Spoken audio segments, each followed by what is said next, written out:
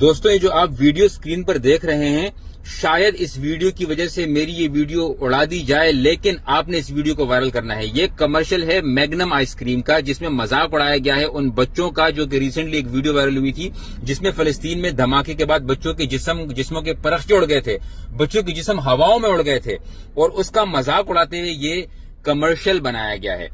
اب آپ سمجھ جائیں کہ نیک سے نیک بندہ بھی اگر آپ سے کہے کہ بوائکاٹ نہ کرو تو سمجھ لو کہ وہ بیچارہ پروپیگنڈے کا شکار ہو چکا ہے۔ آپ نے بوائکاٹ کی مہم پہ ڈٹ کے کھڑے رہنا ہے، کچھ بھی ہو جائے ڈٹ کے کھڑے رہنا ہے۔ آپ لوگوں نے یہ